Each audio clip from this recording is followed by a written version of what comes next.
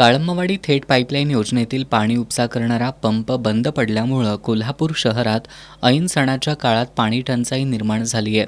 महापालिका प्रशासनानं लोकांची गैरसोय टाळण्यासाठी पर्यायी व्यवस्था करणं गरजेचं होतं, पण सुस्त प्रशासनाला जाग आणण्यासाठी सणासुदीच्या काळात लोकांना रस्त्यावर उतरावं लागलं.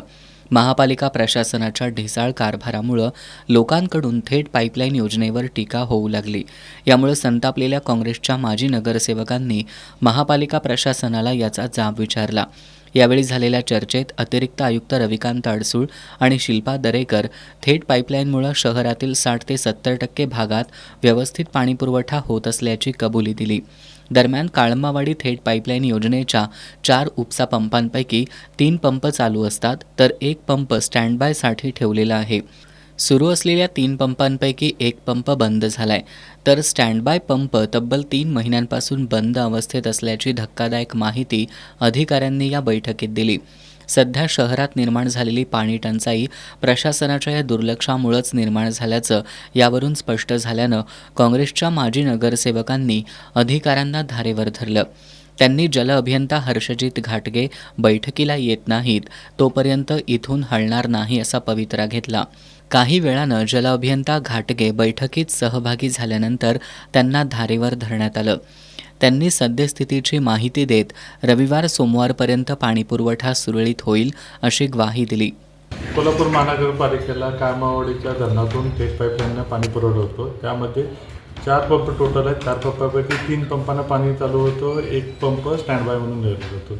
आज जी कोल्हापूर महानगरपालिकेकडं आता जी पाणी झाली त्यात ती कोल्हापूर महानगरपालिकेकडून जे काळंबावाडीचे 2 पंप आहेत, 2 पंपामधनंच पाणी चालू आहे आणि 2 पंप दुरुस्तीला आपण ते करायला लागलेले आहेत. सद्यस्थितीत जे आपण दुरुस्तीचं हे होते प्रॉब्लेम झालेला होता त्या अनुषंगाने 2-3 दिवस सलग आपण EFD कार्ड बदललेलं होतं, थायरास्टर क्रीम क्रोबार पण बदललेलं होतं, परंतु त्यात यश आलेलं नव्हतं. काल पण आम्ही बराच प्रयत्न केला चालू करायचा, त्यात आम्हाला यश आलं नसल्यामुळे शेवटी ज्या ABB कंपनीचं जे सॉफ्टवेअर होतं त्या सॉफ्टवेअर इंजिनियरकडनं आमचं असं डिसिजन झालं की त्या लोकांना बोलवूनच ते सॉफ्टवेअर चेक करून घेऊनच दुरुस्ती करण्यात यायला पाहिजे, जेणेकरून तो तिसरा पंप आपल्याला लगेच चालू करता येईल.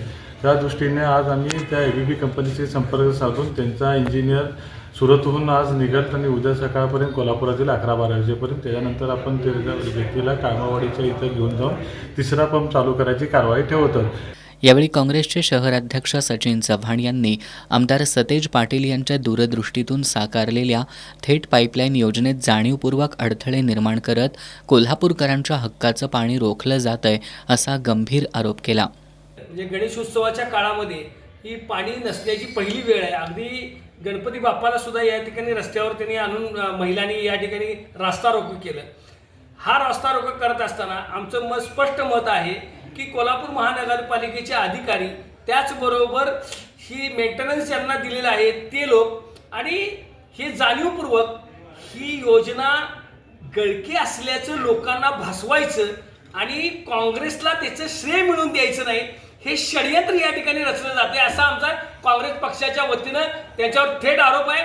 कारण ही योजना बंटी पाटलांनी स्वतःची आमदारकी पणाला लावून ही योजना या ठिकाणी मंजूर करून आणली आणि ही मंजूर करत असताना संपूर्ण देशामध्ये ही एकच योजना या ठिकाणी त्यावेळेला मंजूर झाली आणि ही योजना कशी डिले पडेल याचं त्यावेळेच्या तत्कालीन सरकारनं त्यामध्ये खोड घातला. त्याच्यानंतर महाविकास आघाडी आल्यानंतर पुन्हा एकदा याला गती मिळाली आणि पुन्हा ही योजना कार्यान्वित झाली आणि ही योजना कशी बंद पाडता येईल हे ह्या सत्ताधारी लोकांचं षडयंत्र आहे असा आमचा त्यांच्यावर आरोप आहे.